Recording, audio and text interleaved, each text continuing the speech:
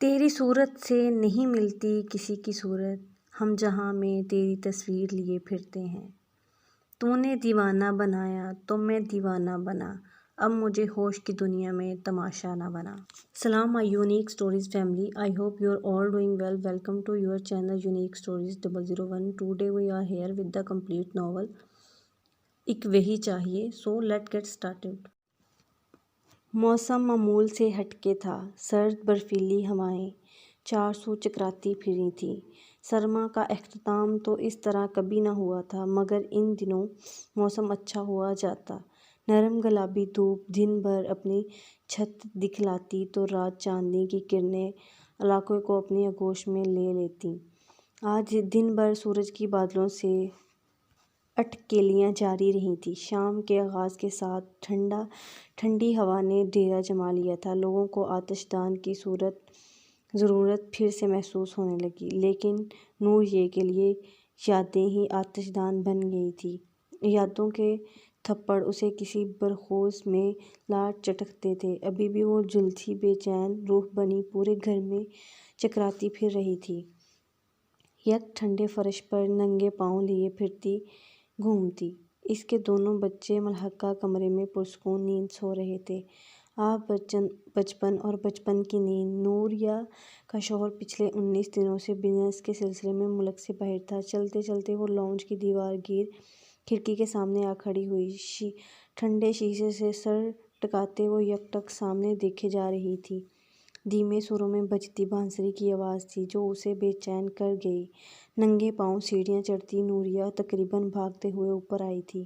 ان کا علاقہ گھر کے باقی تمام گھروں سے تقریباً ہٹ کے تھا، سو یہاں عموماً جھنگیڑوں کی آوازیں گونجا کرتی تھیں۔ تھوڑے فاصلے پہ ایک خوبصورت آروہنی پہاڑ تھا۔ اکثر وہ اپنے لوگوں کے ہمراہ یہاں کھدائی اور خوبصورت پتھروں کے لیے آیا کرتی تھی۔ پہاڑ کے دامن میں وہ کوئی نوجوان لڑکا تھا جو بانسری سے سر بکھیر رہا تھا۔ نہ جانے کس کی یاد میں بچھڑنے والے نہ جانے اپنی یادیں لے جانا کیوں بھول جاتے ہیں۔ ایک لاوا تھا یادوں کا جو نوریہ کو دکھلانے ہوئے تھا۔ آج 14ویں کی شب تھی۔ اگر جو چاند نکلا ہوتا تو پورا علاقہ کرنوں سے نہلاتے جگمگا رہا ہوتا۔ ہر سو روشنی۔ نوریہ گھٹاؤں بھرے آسمان کو دیکھتی سوچ رہی تھی۔ تبھی سرسراتی ہوا نے چاند پر سے بدلی کا پردہ سرکایا۔ بدر مسکرایا اور چارسو جگمگاہٹیں بکھر گئیں۔ اور اگر جو بدر اس کی زندگی میں ہوتا تو نوریہ بے دم ہوتی نیچے بیٹھتی چلی گئی۔ وہ آج اکیڈمی سے ذرا جلدی واپس آ گئی تھی۔ وجہ کنزا خالہ کی ناساز طبیعت تھی۔ اگرچہ ثروت تھا خالہ کی دیکھ بھال کو، مگر وہ مطمئن نہ ہو پاتی تھی۔ اونچی نیچی پگڈنڈیوں پہ وہ ذرا جلدی پاؤں اٹھا رہی تھی، مگر فاصلہ طویل تر ہوتا نظر آ رہا تھا۔ کچھ وہ خود بھی بہت تھکن محسوس کر رہی تھی، سو جلدی گھر پہنچنا چاہ رہی تھی۔ تبھی بیرونی احاطے میں کچنار کے درخت تلے بینچ پر بیٹھا وجود اس کی نظروں کی گرفت میں آیا۔ وہ علاقہ دیس میں تھا، مگر مانند پردیس لگتا تھا۔ یہاں مقامی لوگ کم تھے، زیادہ تر بھولے بھٹکے ملکوں کی خاک چھانتے سیاح ہی نظر آتے تھے۔ پھر ان کا گھر بھی تو آبادی سے قدرے ہٹ کے تھا۔ کنزا خالہ کے شوہر فاروق صاحب کو یہ علاقہ اس قدر پسند آیا کہ ایک بار گھومنے کے بعد رہائش بھی یہیں اختیار کر لی۔ گھر کا اوپری پورشن وہ یہاں سیر کے لیے آنے والے سیاحوں کو کرائے پر دے دیتے تھے۔ اس طرح اچھا گزارا بسر ہو جاتا۔ ویسے بھی بچہ تو ان کا کوئی تھا نہیں۔ 4 سال قبل فاروق صاحب کی اچانک موت کے بعد کنزا خالہ نوریہ کو کراچی سے اپنے پاس لے آئی تھیں۔ نوریہ کی والدہ اس کی پیدائش کے بعد انتقال کر گئی تھیں، جبکہ والد کی دوسری شادی کے بعد وہ اپنی سوتیلی ماں کے ستم کا مستقل نشانہ بنی ہوئی تھی۔ میٹرک تو کر چکی تھی۔ یہاں دور نزدیک کوئی سکول کالج نہ تھا اور ہاسٹل کی جگہ خالہ نے اجازت نہ دی۔ اگر اسے ہاسٹل ہی بھیجنا تھا تو لانے کا فائدہ۔ ہاں، البتہ انہوں نے اس کو اکیڈمی جانے کی اجازت دے رکھی تھی، جو اتنی دور تو نہ تھی مگر خاص نزدیک بھی نہ تھی۔ اکثر تو ثروت چھوڑ آتا یا اکیلی چلی جاتی۔ FA امتیازی نمبروں سے پاس کر لیا تھا، اب BA فائنل کی تیاری کر رہی تھی۔ کچھ تو ماحول کا اثر تھا اور کچھ وہ طبقاً بھی کم گو تھی مگر بولنے والے لوگوں اسے اٹریکٹ کرتے تھے۔ بولتی نہ تھی مگر زیادہ لوگوں کی موجودگی پسند کرتی تھی۔ سامنے پہاڑ سے پتھر کھودنے لوگ آتے تو وہ بلکانی سے گھنٹوں دیکھتی رہتی۔ ابھی سامنے نوجوان کو بینچ پر بیٹھا دیکھ کر اسے بہت اچھا محسوس ہوا۔ شاید وہ بھی پتھر کھودنے آیا ہوگا مگر اس وقت بینچ پر خاموش کسی سوچ میں گم بیٹھا تھا۔ نوریہ نے گزرتے ہوئے دیکھا وہ بگڑے حلیے کا خوبصورت نوجوان تھا۔ اندر آ کر کتابیں ایک طرف رکھ کے وہ لیٹ گئی۔ کل ٹیسٹ تھا اس کا اور وہ ہمیشہ رات کو تیاری کیا کرتی تھی، سو فی الحال وہ کچھ دیر سونا چاہتی تھی۔ رات کا درمیانی پہر تھا جب نوریہ کو چائے کی طلب ہوئی۔ کتابیں ایک طرف رکھتی وہ کچن میں چلی آئی۔ دروازے سے اندر داخل ہوتی وہ بے ساخت ٹھٹک کے رک گئی۔ کچن کے چولہے کے آگے کوئی کھڑا تھا، تبھی کھٹکے پہ وہ پیچھے مڑا اور نوریہ کو دیکھ کر بے ساخت سانس خارج کی۔ سوری، میں چائے بنانے آیا تھا۔ بہت طلب محسوس ہو رہی تھی۔ معذرت خواہ ہوں، اندر سے کہتا وہ سائیڈ سے نکلتا سیڑھیاں چڑھ گیا۔ نوریہ نے بغول دیکھا، وہ وہی دوپہر والا نوجوان تھا، پختون سا، خوبصورت مگر روانی سے اردو بولتا۔ وہ شاید نہیں، یقیناً کنزا خلا کا نیا کرایہ دار سیاح تھا۔ نوریہ چائے بنا کر کمرے میں لے آئی۔ ہلکے ہلکے سپ لیتی وہ مطلوبہ کتاب نکال کر پڑھنے کی تیاری میں تھی۔ جب دھیمے سروں میوزک بجتا شروع ہوا، نوریہ مکمل خاموشی کی عادی تھی، سو یہ دھیمے سروں بجتا میوزک اسے خاصا ڈسٹرب کر رہا تھا۔ کچھ دیر برداشت کے بعد کتابیں چٹکتی وہ باہر لان میں آ نکلی۔ بے حد سرد رات تھی، آسمان برفیلے بادلوں سے سجا تھا، کسی بھی لمحے برفباری ہو چاہتی تھی مگر نوریہ اب اس موسم کی عادی ہو چکی تھی، سو شال لپیٹ کر واک کرتی رہی۔ تب اس کی نگاہ اوپر اٹھی۔ پشتون خوبصورت کا شاہکار وہ نوجوان گٹار بجا رہا تھا۔ سرد بے حد تاریک رات میں اس نوجوان کی کھڑکی سے روشنی اور سر چھن چھن کر آ رہے تھے اور نوریہ کے چہرے سے ٹکرا رہے تھے۔ وہ محبوب سی یہ سب منظر دیکھے گئی۔ پہلی دفعہ اسے احساس ہوا محبوبیت کر دینے والے مناظر میں عورت، پانی یا سبزے کا وجود ضرور نہیں ہوتا۔ مدبرسرد صبح میں نوریہ کتابیں لیے گھر کے پچھواڑے سرد پتھر پر بیٹھی ٹیسٹ تیار کر رہی تھی۔ ٹیسٹ کی فکر، سردی، صبح، اکیلا پن، غرض کہ ہر چیز پر حاوی تھا۔ پڑھائی ہو رہی ہے؟ آواز پہ نوریہ نے سر اٹھا کر دیکھا۔ پشتونی نقوش کا حامل برسوں کا شناسائی لیے پوچھ رہا تھا۔ اس نے نگاہ جھکا لی۔ میں نے ڈسٹرب تو نہیں کیا؟ وہی دوستانہ انداز۔ نوریہ کتابوں میں مہمک رہی۔ یعنی کہ کیا ہے ڈسٹرب؟ پشتونی نقوش میں یقیناً ابھرا نوریہ ہوں مصروف رہی۔ چلو کیا ہے تو کر ہی لیا ہے۔ وہ وہیں پتھر پر بیٹھ گیا۔ نوریہ کی نگاہیں کتاب پر جھکی رہیں۔ سرد صبح کامیابی کی بنیاد ہوتی ہے۔ مجھے بھی جس کام میں کامیابی چاہیے ہو وہ میں صبح صبح اٹھ کر کرتا ہوں۔ پختونی لہجہ روانی سے اردو بول رہا تھا۔ تبھی نوریہ نے نگاہ اٹھا کر دیکھا۔ اس کے ہاتھ میں گٹار تھا۔ کچھ لمحے دونوں میں خاموشی چھائی رہی۔ پھر نوریہ نے اس کے اوور کوٹ کی سرسراہٹ سنی۔ وہ شاید اٹھا تھا اور اب جا بھی رہا تھا۔ اس نے سر اٹھا کر دیکھا۔ وہ واپسی کے لیے قدم بڑھا رہا تھا، یکم سے مڑا۔ نوریہ نے فوراً سے بیشتر نگاہیں جھکا لیں۔ تمہارا نام کیا ہے؟ کنزا تھروور نے کچھ بتایا تھا، ذہن میں نہیں رہا۔ پختونی وضاحت دیتا لہجہ۔ نوریہ کوئی کوئل سرد علاقے میں کوکی تھی، وہ انجانی زبان میں کہتا چلا گیا۔ سردی، اکیلے پن اور ویرانی کا احساس یکم بڑھا تھا۔ نوریہ کتابیں سمیٹتی گھر چلی آئی۔ گزرتے وقت میں پختونی نوجوان بدر مغویر نے گھر کے فرد کی حیثیت اختیار کر لی۔ خالہ ہر کام کے لیے بدر سے مشورہ کرتی، اکثر سودا سلف کے سلسلے میں وہ مدد کر دیتا۔ ایک دو بار تو نوریہ کو اکیڈمی بھی چھوڑنے گیا۔ ایک بار نوریہ نے خالہ کی توجہ اس کی طرف دلائی تو انہوں نے ایک بات میں ہی چپ کروا دیا کہ پختونی قابل اعتبار ہوتے ہیں۔ گزرتے وقت کے ساتھ نوریہ کی اس سے دوستی بھی ہو چلی تھی۔ ایک اچھی بات تھی اس کی کہ وہ حد میں رہتا۔ ٹھکانہ بے شک اوپری پورشن میں تھا مگر اکثر نیچے پایا جاتا۔ کچن میں سرود کی ہیلپ کرواتا، خالہ کو اپنی روایتی پختونی پکوان بنا کر کھلاتا، باہر گھومنے نکل جاتا اور ایک جو اس کا پہلوانہ شوق تھا گٹار بجانے کا، دن رات مست جواری کی طرح لگا رہتا۔ شوق سے بجاتا، جذبے سے بجاتا، جنون سے بجاتا اور بس بجاتا ہی رہتا۔ تھکتا بھی نہ تھا اور گٹار بجاتے ہوئے بھی کبھی کبھار وہ نگاہ اٹھا کر نوریہ کی جانب دیکھتا تو اس میں وہی پہلوانہ پن اور شدت ہوتی کہ نوریہ اکثر ڈر کے کھسک لیتی۔ وہ اکیڈمی سے واپس آ رہی تھی۔ آج موسم میں تھوڑی شدت تھی، تبھی صبح برف باری ہوئی تھی۔ اس سب کے باوجود نوریہ اکیڈمی گئی تھی۔ آج اس کی طبیعت بھی تھوڑی ڈھیلی تھی، شاید سردی کی شدت کا اثر تھا۔ واپسی پر وہ خاصی تھکن محسوس کر رہی تھی۔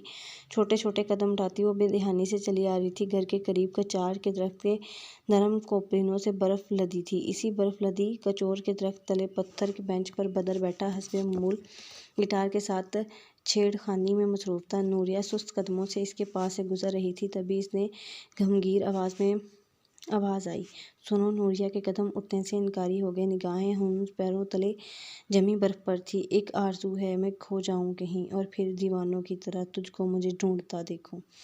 گٹار کے ہلکے سر اور بدر کی مدھم بھری گٹاروں سی سرگوشیاں جیسی گنگناہٹ پاؤں جامت سہی پر نوریہ نے نگاہیں گما کر پیچھے دیکھنے کی ہمت کر ہی ڈالی۔ پختون آنکھوں میں جذبوں کی شدت لو دے رہی تھی، بالکل ایسے جیسے بارش کے سورج کی شفاف کرنیں پانی پر پڑ کر دینے والے کی آنکھیں خیر کر دیں، یا جیسے سمندر کے سرسراتے پانی پر ہزاروں دیے جگمگاتے کسی میٹھی سی منزل کی جانب رواں دواں ہوں۔ نوریہ کا وجود جل اٹھا۔ مڑنے والے پتھر کے ہوتے ہیں، مگر اس پر اور طرح کا ری ایکشن ہوا تھا۔ دیوانوں کی لو سے اس کا پورا وجود پھڑپھڑا جل رہا تھا۔ فاصلہ ہونے کے باوجود اس کے وجود سے دیووں کی لو سے آگ پکڑ لی تھی۔ نگاہیں جھکاتی وہ مشکل پاؤں اٹھاتی وہ گھر کی جانب رواں ہو گئی، پر دل اور دھیان بدر کے ارد گرد بھٹکتا چھوڑ دی گئی۔ محبت موسم کی طرح ہوتی ہے، مزاج بدلتی ہوئی، نرم سبک رواں، کبھی شدت لیے کبھی تندنوی لیے، مگر ہمیشہ مہرباں سی، ثمر آور سی جدت لیے ہوئے۔ ہاں، مگر ایک فرق ہوتا ہے، موسم پلٹ آتے ہیں، محبت پلٹتی نہیں۔ یہ پنجرے کے طوطے جیسی ہوتی ہے، جتنے چاہو لاڈ اٹھاؤ، ہنسو کھیلو، پر ایک دفعہ اڑنے پر واپسی ناممکن، امید لا حاصل سے لا یعنی۔ محبت بدر پر اتری تھی، محبت نوریہ کے آنگن میں آ ٹھہری تھی۔ خرم خرم مست ہوا، جیسے بہار کی کھلتی کلیوں سی، سرد راتوں میں تلخی کافی سی، نوریہ پور بھیگتی، انگ انگ مست۔ ایسی خوبصورت کیفیت، ایسا سچا جذبہ، ایسی خوشگوار مصروفیت۔ محبت کیا ہوتی ہے، اس نے اکیڈمی میں قنداری اناروں سی سرخ پھوٹتے رخساروں والی پلوشا سے پوچھا تھا۔ اچھی بات تو سبھی کو اچھی لگتی ہے، جس کی بری بات بھی اچھی لگتی ہو، وہ محبت ہے۔ ہاں، محبت ہے، اسی سے محبت ہے۔ پل کی پل سوچ کے بتا کر وہ پھر سے کتاب میں کھو گئی۔ بدر نوریہ کے سامنے سگریٹ کے کش لے رہا تھا۔ کس قدر چڑ تھی نوریہ کو سگریٹ سے، مگر سامنے بیٹھا پختون سگریٹ کا دھواں ہوا میں اڑاتا کس قدر اچھا لگ رہا تھا، دل میں گھپ رہا تھا۔ نوریہ کا دل چاہا وقت ٹھہر جائے اور وہ پہروں یوں ہی بیٹھی رہے، سگریٹ کا دھواں اڑتے پختون کو دیکھتی رہے اور بس دیکھتی رہے۔ کوئی گھوڑا قریب سے ہنہنایا تھا۔ نوریہ بے ساخت چونکی، بدر کے ہاتھ اپنی جیب کی جانب بڑھے۔ "چائے پلیز!" نوریہ سے درخواست کرتا موبائل کان سے لگاتا وہ آگے بڑھ گیا۔ ابا نے مجھ پہ ہاتھ اٹھایا تھا، اس نے کوئی جوان اولاد پہ بھی ہاتھ اٹھاتا ہے کیا؟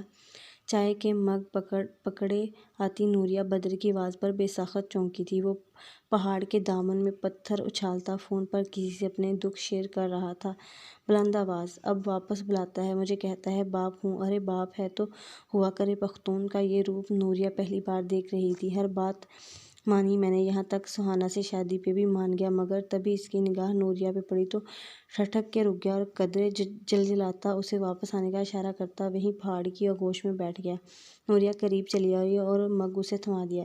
ان پہاڑوں میں بھی عجیب سوز ہوتا ہے نا مرا، یہ صرف ماحول نہیں فراہم کرتے بلکہ اکساتے ہیں کہ سب دکھ درد ان سے کہہ دیے جائیں۔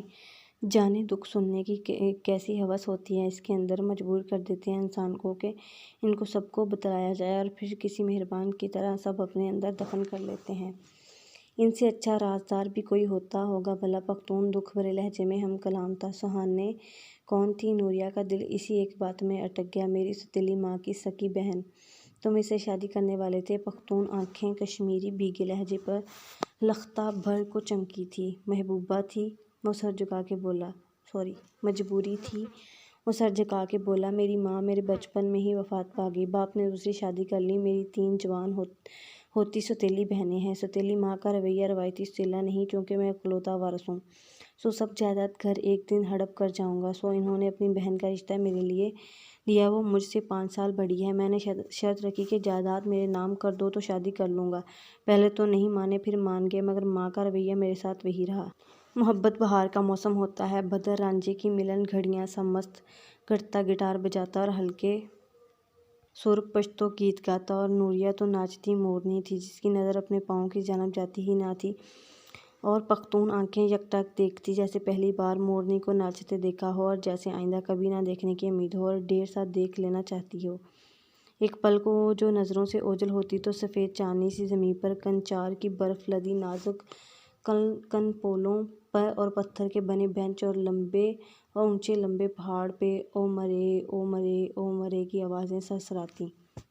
ایک نئی کہانی نے جنم لیا تھا، نوریہ اور بدر کی کہانی، پختون اور کشمیری حسن کی کہانی نے۔ اور پھر محبت کی کہانی میں خزاں کا موسم آیا، نہ صرف آیا بلکہ آ کے ٹھہر گیا۔ ناچتی مورنی کی نظر اپنے پاؤں پر جا پڑی۔